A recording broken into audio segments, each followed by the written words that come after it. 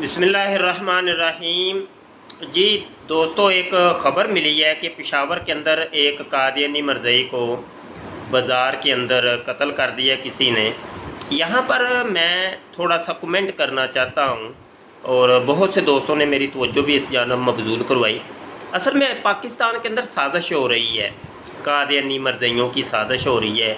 इस साजिश के ऊपर भी आपकी नज़र और तवज्जो रहनी चाहिए।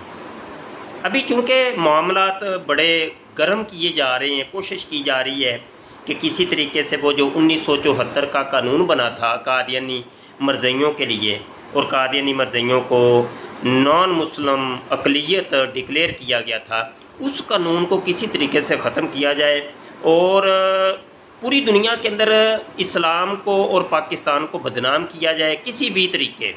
और 295C का जो वो एक कानून है तौहीन रिसालत का, उसको किसी तरीके से ख़त्म किया जाए। तो ये सारी साजिशें चल रही हैं।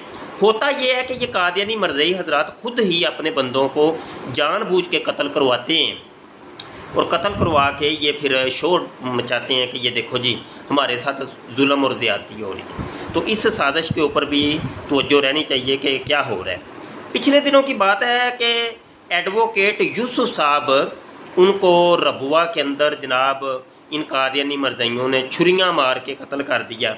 उसका असल मसला ये था कि वो यूसुफ साहब जो थे एडवोकेट, वो कादियानियत को छोड़ चुके थे, अहमदियत को छोड़ चुके थे, और वो अब ऐलान करना चाह रहे थे कि मैं कादियानियत को छोड़ता हूँ। अब कादियानी मरज़इयों ने उनको कत्ल करवा दिया और उसको भी मुसलमानों के ऊपर डाल दिया।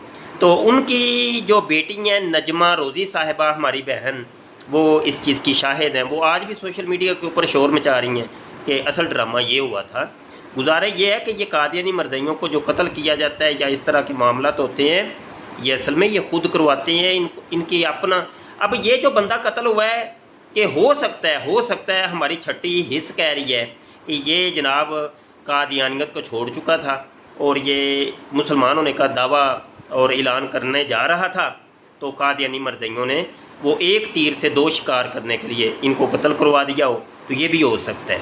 आला मान वाला हफीज़, इन साजिशों के ऊपर हमारी नज़र रहनी चाहिए। बहुत शुक्रिया। अस्सलाम वालेकुम वरहमतुल्लाहि वबरकातुहू।